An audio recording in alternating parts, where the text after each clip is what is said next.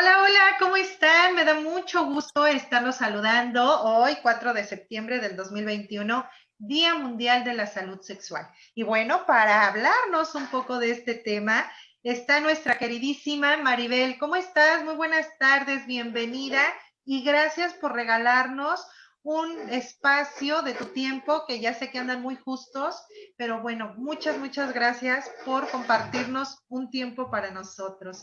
Maribel Ortega Álvarez, ella es educadora sexual y es directora de AVE de México. Es una asociación civil que trabaja para la promoción de la salud sexual y de los derechos sexuales y reproductivos. Bienvenida, Maribel. Muchísimas gracias, qué gusto estar con ustedes y compartir en este día tan importante. Claro, no, hombre, gracias a ti. Y bueno, pues vámonos directo al tema, Maribel. ¿Tú para qué crees que sea importante hablar de salud sexual de personas con discapacidad? Claro, es importante porque al igual que todas las personas con discapacidad tenemos derecho a vivir una sexualidad plena y tenemos derechos sexuales y reproductivos. Entonces, es necesario tanto que el entorno que está alrededor de las personas con discapacidad y la sociedad en general, así como las propias personas con discapacidad, conozcamos que tenemos este derecho y también conozcamos las diferentes dimensiones que incluye la salud sexual, que tiene que ver desde dimensiones biológicas, psicológicas, sociales, y que la salud sexual no solo es la ausencia de una enfermedad, sino tiene que ver con un bienestar a la hora de vivir nuestra sexualidad y tiene que ver con prevenir la discriminación, prevenir la violencia y favorecer la vivencia del placer. Claro, eso es tan importante de visibilizarlo, ¿no? Maribel, ¿cuáles son los mitos así como más comunes sobre la vida sexual de las personas con discapacidad?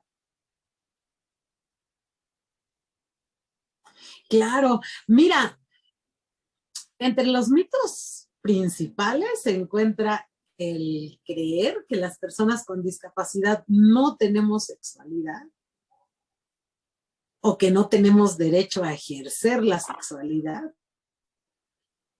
Otro de los mitos es pensar que las personas con discapacidad no somos capaces de vivir nuestra sexualidad de manera plena ni de prevenir riesgos para la vivencia de nuestra sexualidad. Y desde ahí se dice entonces que para qué nos van a hablar de este tema, que mejor no, porque si no somos capaces de vivirla de forma plena, pues para qué, o si no vamos a prevenir riesgos, pues mejor que no nos hablen del tema, ¿no? Sin embargo, pues estos dos mitos son falsos. Las personas con discapacidad tenemos sexualidad, o sea que nos hablen o no nos hablen del tema o aborden el tema o no con nosotras, vamos a vivir nuestra sexualidad. Sin embargo, si se habla del tema si se trabaja una educación integral de la sexualidad también para las personas con discapacidad, vamos a tener los elementos para prevenir precisamente los riesgos que se pueden dar en el ejercicio de nuestra sexualidad. Y bueno, pues hay otros mitos como el pensar que solo tenemos que relacionarnos con personas que tienen nuestra misma discapacidad, y ese es un mito. Podemos relacionarnos con todas las personas y la diversidad pues es algo que nos enriquece a todas, ¿no? Entonces tenemos esa posibilidad de relacionarnos tanto afectivamente, eróticamente, con personas con y sin discapacidad.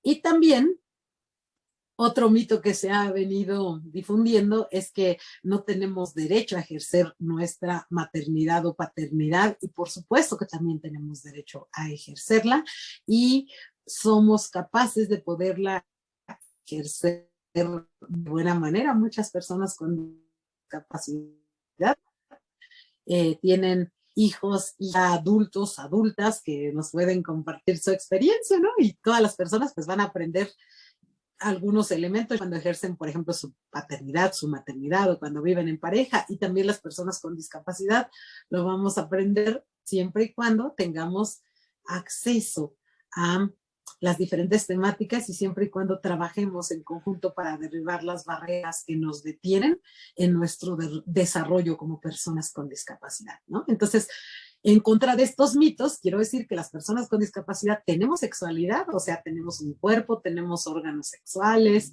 tenemos hormonas sexuales, tenemos la capacidad de amar, de enamorarnos, de vincularnos en relaciones de pareja, en relaciones afectivas distintas a la pareja. Vivimos el placer, podemos vivir nuestro erotismo, podemos ejercer nuestra productividad y tenemos identidad de género, ¿no? Nos podemos asumir como hombres, como mujeres, como personas no binarias o de género fluido, además de que podemos vivirnos desde diferentes orientaciones sexuales, ser homosexual, bisexuales, asexuales, pansexuales, heterosexuales, toda la diversidad que está entre todas las personas también está entre las personas con discapacidad. Eso contrarresta el mito de que no tenemos sexualidad. Claro que lo tenemos, claro, tenemos sexualidad y somos capaces de poderla vivir de forma plena y prevenir los riesgos siempre y cuando, como todas las personas, tengamos acceso a la educación integral de la sexualidad y al ejercicio de nuestros derechos sexuales y reproductivos para que desarrollemos esas habilidades para vivir nuestra sexualidad de forma plena. Claro, y justamente entonces, ¿a qué le llamamos educación sexual inclusiva? Fíjate, Trini, que la educación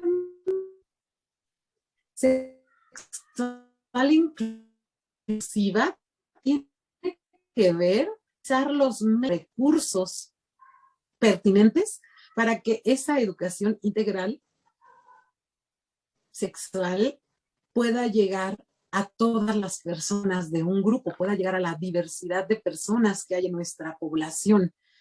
Tiene que ver con reconocer que no todas las personas aprendemos de la misma manera, no todas las personas hemos tenido la misma experiencia, entonces implica tener creatividad para utilizar recursos que puedan ser accesibles a todas las personas que están participando en un grupo o a todas las personas de la población a la que yo me estoy dirigiendo. Y a propósito de eso, la educación integral inclusiva de la sexualidad no está peleada con el lenguaje inclusivo. El lenguaje inclusivo tiene que ver con nombrar a todas las personas de la población, porque lo que no se nombra no existe. Entonces hay que nombrar que no todas las personas vivimos en pareja, que algunas vivimos en unión libre, algunas en matrimonio, algunas en soltería, otras sin pareja. Nombrar que hay diferentes orientaciones sexuales, nombrar que participamos mujeres, hombres y personas de género fluido, nombrarnos. Y eso se complementa. Y qué mejor que las personas sepamos usar el lenguaje inclusivo y también sepamos utilizar recursos inclusivos para el trabajo que hacemos, y los recursos tienen que ver con métodos materiales, estrategias que vamos a usar para llegar a las diferentes personas. Claro, que el lenguaje inclusivo no nada más se reduce al sistema braille, ¿no? O a lengua de señas mexicanas. O sea, como bien dices, es tan variado, tan diverso y tan necesario, porque como bien dices, lo que no se nombra no existe. Justamente ahorita hablabas de No herramientas existe. y algo bien importante entonces, Maribel, ¿cómo sería? ¿Qué medidas de inclusión y de accesibilidad tenemos que considerar para promocionar la salud sexual de las personas con discapacidad? Claro que sí, Trini. A propósito de estas medidas, el sistema Braille es un sistema de lectoescritura que utilizamos las personas con discapacidad visual. Y la lengua de señas, pues es una lengua, como un idioma. Ajá. Ambas son medidas que favorecen la inclusión, que favorecen la accesibilidad, son recursos, son herramientas. No son lenguaje inclusivo, son recursos y herramientas para favorecer la inclusión, y el lenguaje inclusivo también favorece la inclusión, o sea que no están peleados. O sea, podemos aprender a nombrar a todas las personas que participan en un lugar, y también podemos aprender aparte, si queremos, y sería muy bueno, aprender lengua de señas, aprender braille. Por ejemplo, yo manejo lenguaje inclusivo y sé nombrar a todas las personas, y no hablo solo en masculino, pero además manejo lengua de señas y además manejo braille. Ojalá todas las personas podamos hacerlo, y no está peleada una cosa con otra, porque se ha utilizado como para desprestigiar al lenguaje inclusivo. Así El es. decir, no, no, no, mejor hay que aprender braille. No, pues mejor hay que hacer todo, y hay que aprender todo lo que favorezca la inclusión, incluyendo el lenguaje inclusivo.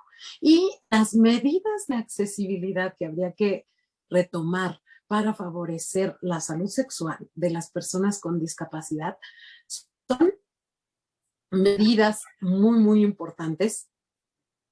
En primer lugar, que todas las personas que se dedican a promover la salud sexual y a promover la educación integral de la sexualidad puedan sentirse en confianza de acercarse a quienes trabajamos la educación integral y la promoción de la salud inclusivas, para conocer algunas estrategias que les pueden servir, o para hacer redes con nosotras y que nos podamos complementar en la atención de las personas, porque dentro de las poblaciones con las que trabajan hay personas con discapacidad, ya sea que trabajen con adolescentes, con personas adultas mayores, con parejas, con mamás, con papás, con niñas, niños. Va a haber personas con discapacidad ahí, y es importante que ustedes que trabajan con la población específica por grupo de edad o por vivencia de la diversidad también sepan cómo van a poder favorecer la inclusión para las personas con discapacidad que están dentro de ese grupo con el que ustedes trabajan. Igual que las personas que trabajan con población con discapacidad consideren también la educación de la sexualidad como un aspecto importante, y favorezcan que las personas con discapacidad tengan acceso a una educación integral de la sexualidad. Se pueden acercar a profesionistas que trabajamos en el tema, pero también se pueden asesorar para hacer lo que les toca a ustedes, así como a las niñas y niños con discapacidad. Se les enseña a distinguir espacios públicos de espacios privados, se les enseña a quién se le besa en la boca y a quién en la mejilla. También eso hay que enseñarle a las niñas y niños con discapacidad, porque también deben de saber qué se espera de alguien cuando entra en una relación de noviazgo, cuando vive en pareja, qué se espera de alguien cuando es mamá, cuando es papá. Todo eso hay que educarlo también en las personas con discapacidad. Y para el trabajo y la promoción de la salud sexual es importante incluir medios de accesibilidad como la lengua de señas mexicana, como el lenguaje fácil, la lectura fácil, también a audiodescripción de todas las imágenes, todos los procesos que se están ilustrando, y favorecer estos mecanismos tanto en los talleres que se imparten como en los materiales que se difunden. Por ejemplo, si vamos a difundir la información sobre el uso del condón, estar al pendiente que sí traiga también lengua de señas, que sí traiga también imágenes claras, pero que también traiga descripción con voz. Y aprovechando que estamos con el lema de los medios digitales en este Día de la Salud Sexual, es importante también, ahora que se trabaja con medios digitales, tomar medidas de accesibilidad desde esos medios. Por ejemplo, diseñar sitios web o blog que sean accesibles. Ustedes pueden buscar en internet y van a encontrar pautas de accesibilidad para ello. Diseñar los materiales y que no sean solo imagen, sino que también tengan voz, que también tengan interpretación en lengua de señas. Es irnos complementando para favorecer esa accesibilidad, ¿no? Si tenemos algunos materiales en braille sobre información, pues también eso favorece la accesibilidad y la inclusión. Y también importante atender las necesidades específicas de cada grupo. A lo mejor en todos nuestros talleres trabajamos con personas de diversas vivencias, pero necesitamos, por ejemplo, en AVE de México tuvimos un taller sobre el uso de copa menstrual que fue para mujeres con discapacidad visual. Invitamos a otras mujeres sin discapacidad que querían estar y también aprendieron mucho porque aprendieron sobre la copa a nivel del tacto. Sin embargo, ese grupo fue focalizado porque atendió a un grupo de mujeres con discapacidad visual que querían saber cómo se pone la copa. Entonces también esa es una forma de favorecer la inclusión. Si un grupo de personas con discapacidad necesita un tema, exactamente. Entonces, pues son algunas de las medidas que se pueden utilizar. No, hombre, la verdad es que AVE de México, Sexualidades, o sea, están haciendo mucho trabajo precisamente para acercar esta educación sexual integral de la que nos hablas. Te agradezco muchísimo, Maribel, toda la información que nos has compartido. Siempre, siempre es bien enriquecedora. ¿Y hay alguna cosa más con la que te gustaría a ti poder cerrar esta cápsula? Claro que sí. Mira, quiero invitarles a que se acerquen a AVE de México. Nuestro Facebook es AVE de México y se animen a preguntar si requieren alguna asesoría respecto a salud sexual, respecto a educación integral de la sexualidad de personas con discapacidad y que también se acerquen a nuestros talleres. Todos nuestros talleres son inclusivos, ahí también se promocionan de los diferentes temas, porque la inclusión tiene que ver con que se aborden todos los temas con esos métodos que van a permitir que estos temas, ahora sí, valga la redundancia, lleguen a todas las personas. A propósito de ello, el próximo martes, 7 de septiembre, vamos a tener un taller por Zoom que se llama Sexualidad en la Vejez y vamos a hablar de elementos que promueven el potencial de las personas adultas mayores para una vivencia plena de su sexualidad y derribar mitos que a veces hasta como persona adulta mayor puede haberse casado esa persona con ese mito, ¿no? Pensar, no, pues yo ya no merezco sentir placer, ya no puedo. Y aquí vamos a asomarnos y a saber que claro que se puede seguir viviendo de forma plena, tanto el placer, el amor, la vivencia del erotismo que tiene que ver, ¿no? Con enriquecer, matizar el placer, ¿no? Seguir ejerciendo nuestra reproductividad porque se puede seguir compartiendo. La reproductividad no solo es tener hijos, hijas biológicas. Podemos encargarnos de la educación de otras personas, de transmitirles de nuestros ideales, de trascender a través de otras personas. Entonces, pues les invitamos con mucho gusto y queda muy ligado con este tema porque muchas personas adultas mayores adquieren una discapacidad y algunas personas adultas mayores tienen discapacidad, la han tenido desde toda su vida.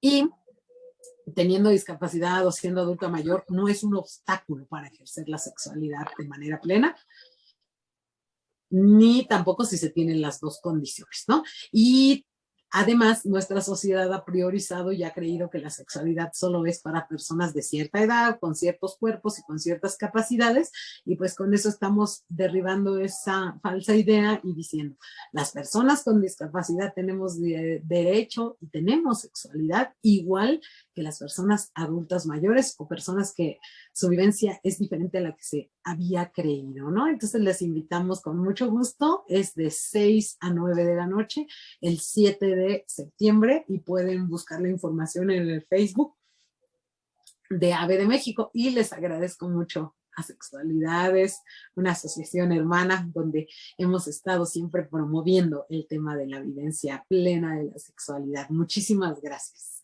No, hombre, Maribel, a ti estamos muy agradecidas y te mandamos un abrazote bien grande. Cuídate mucho y gracias por haber hecho esta cápsula tan enriquecedora. Nos vemos muy pronto. Muchísimas gracias, Trini. Seguimos Cuídate en mucho, que estés contacto. muy bien. Igualmente, hasta luego.